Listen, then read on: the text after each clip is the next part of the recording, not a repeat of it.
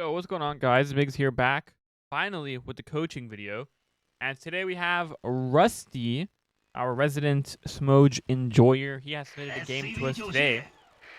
And let's actually go ahead and read that description. I believe he mentions taking a bit of early game damage and then losing to a muted transition. In case, actually, I guess I'm probably the only one that knows this.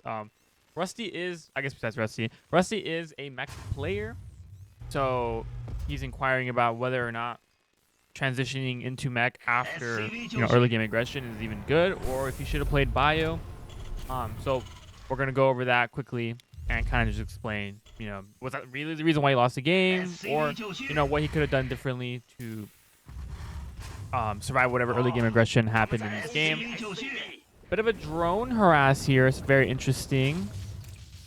You actually pull 2 workers. You don't really have to pull 2 workers for that. You really don't want to lose the mining time, to be honest. It just sucks for Terran because the Protoss or Zerg can regenerate HP on the workers. So then it's like, yeah, you pull 2 SCVs and you chase them around, but then they're gonna have full HP soon anyway. So in this case, the drone goes back. We do get an SCV scout, and I believe we saw pool first. Let's actually rewind and just make sure we catch that. So the SCV comes in here, and then it sees, okay, so pool first. We click on the pool, but we don't click on the gas. So this is actually a very, very important detail, is that you always want to make sure that you click on the gas, especially if you scout a pool before hatch. So in this case, the hatchery isn't done yet, but the pool is, right? And the pool isn't researching speed, but you don't need to click on the spawning pool to know that. If you just, see it shaking aggressively, then that's already enough information to tell you, okay, they're getting link speed. So in this case here, maybe they're not getting link speed. Okay, maybe they're building a roach warren. So let's say you come in here, you check the pool, it's not getting link speed, but you see that gas is still being mined. So, maybe it's a roach warren. You still want to be careful about that. You still want to check the gas because the gas is going to tell you everything. So in this case, this person has not mined 100 gas yet. So even if they wanted to start link speed, they can't because they don't have the gas. In this scenario, it would almost, certainly be roach transition of some sort. Because they would want, ideally you want to line up the gas with the pool so that when the pool finishes, you can start link speed right away, right? To kind of optimize the cheese or whatever that they're doing. But in this case, that's not what's happening there. And they're going to drop, it should be a roach warren, judging by the, yeah, there you go. Okay. So they drop a roach warren and they pull the drone off gas. This looks like a 3 Ravager poke, which is actually pretty common. Opener, it's actually really annoying. I should say a second gas as well. So, but I feel like they just could have mined from this gas. Well, anyway. All right, so Rusty opens Marines. No Reaper. That's fine. Not going to be... Oh, unless it's... No, that's a worker. Okay. Got a bunker on the high ground. CC on the high ground. Factory. I mean, this is good. This is fine. I think you're blocking this from building a reactor, though. That's a little bit rough, but I think that's also fine. I mean, if it's Ravagers, your reactor can get sniped anyway. Okay, so your SCV scouts the roaches. Specifically, it's important to note that 3 roaches is what suggests the Ravager thing. We build a second bunker. That's fine. I definitely would rather you guys play it safe. Tank's fine too. I would not build more than 1 tank though. So we're going to see if that happens. Honestly, you probably didn't even need a second bunker, but like I said, it's fine. Like, for the sake of not dying to something like this, it's fine. I especially understand that these things at this level change often, especially with builds and stuff. The depots will die. Yeah, don't repair those. Good job building those depots behind your mineral line. It's just like not even worth saving. I see we're getting a second tank. Oop. Ravagers come in there. Lose a tank. Losing the tank is a little bit rough. We do have enough Marines for this bunker. Okay. So here, this is like going to be the important bread and butter of this replay, okay? So the 3 Ravager push is committed, but it's not like super all in. And so what I mean by that is basically this person could have taken a third behind this and started droning. That's really important to note because you want to make sure that you don't get caught over defending. Okay, this is something that I talk about a lot in a lot of my videos. I just did a video on Kofi actually where I talk about the same thing. You don't want to be over defending. So what do I mean by that? Well, Aspire is on the way, right?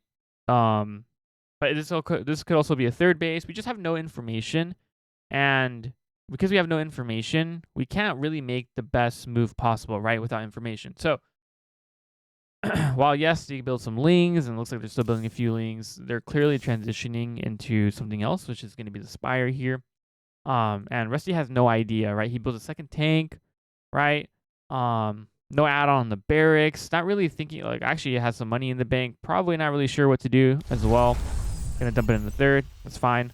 So what you want to do here is just scan. Actually, a third tank even, which is definitely too much. So you want to scan either the main or the natural. Honestly, don't even be afraid to scan both and just see what's going on. You know, if he's got a layer, or you scout, maybe you scan the natural, let's say, and you see both these gases being taken, that could be a sign that it's a mutalist transition, right? I think roaches into mutas is something that we can all agree on is pretty common. You know, or you scan the main, you see a layer, you know, second gas, maybe it's a spire, then that'll just confirm it out, right? So, but the point is, you just want to scout, you want to get an idea for what's going on to be able to decide what the next step is.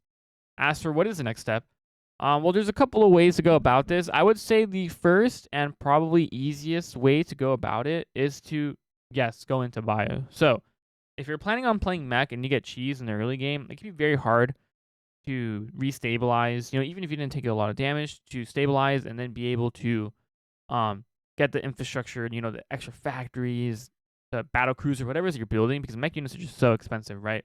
Even it's expensive to get the production up, and it's also expensive to then build from the production facilities. Whereas with bio, you invest into those barracks early on, but then the Marines themselves are really not that expensive. So in this scenario, playing bio would be perfect because obviously you would just have Marines to counter the mutas anyway, and mutas are more expensive than Marines, and so even if you were to be behind economically, you know, you'd still be in the game.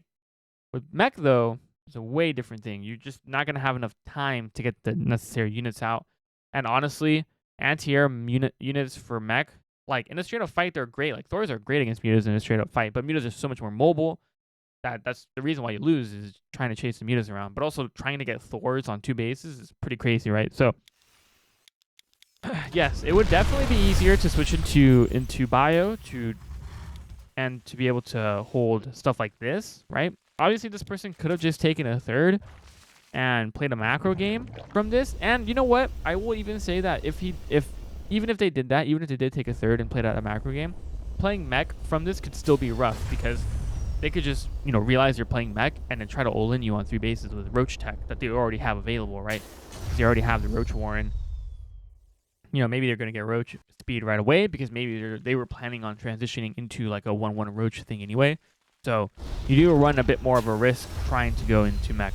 Not to say, though, that you can't win by going mech, but you really want to make sure you're scouting because obviously if Rusty was scouting here and he scouted the Spire, I'm sure he could have made the adaptations required to defend it, whether it be like getting Vikings, getting that battle cruiser just a little bit faster, even building Cyclones or something like that.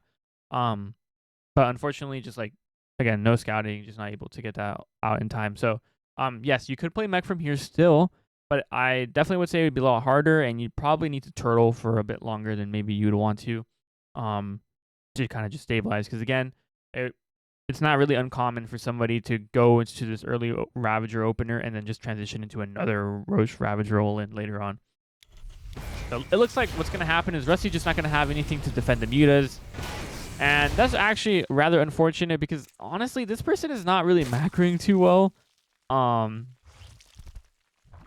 Just like floating a bit of money. I don't know, just lazy on the injects here. Supply blocked actually by that Viking. Very nice. Yeah, just like, honestly, no. If the mutas don't do any damage, I don't see this person doing very well in the later parts of the game, judging by their macro, because they, you know, obviously they're losing a lot of overlords, so they can't drone. Killing the Viking probably would have been a good idea. But I guess they want to use the mutas as a surprise. Here comes the mutas. Again, BCs are good against mutas, right? Especially in small numbers, but it's a time thing, right? The BCs are not out in time. And maybe if Rusty transitions a little bit faster, that BC is out. And if that BC is out, maybe this is a hold, and then now he has the Vikings killing the Overlord and the BC out. So, like I mentioned in the beginning, you know, yes, going into bio, always going to be easier, but definitely still could have won this game playing mech. Just transition a little bit faster and just make sure that you're scouting. You know, honestly, even while you're getting all in. It helps to scan the natural and just see, like, quickly, are there drones coming out? Are there more units coming out? Because if you see no more units coming out, or you see drones coming out, then, you know, you can kind of, like, mentally, you know, chill and then think about the next steps, because you know you're not going to die right away, right? Whereas if you have the uncertainty, then it can be a little bit more difficult. So yeah, it looks like we are getting absolutely smoged on. And I don't really see Rusty getting out of this one. Despite this opponent's really bad macro, Rusty's just down on so many workers, right? And really only has the PCs to rely on. Maybe building another one right now would have been good, and you would have had two, but I mean, they can afford corruptors, and they have a couple of them coming out. So I don't think we need to watch the rest of this, because I don't want to highlight any more smogery.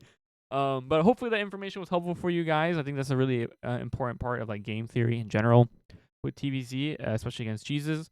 Again, I'll be posting that Google form below, so guys, please fill it out. Get your replay in there, and then I'll be cranking out an extra video this week because I understand that I'm behind on videos. Yeah, that's pretty much it. So if you guys have any questions, comments, or concerns, leave them in the description below, and I'll catch you guys in the next video.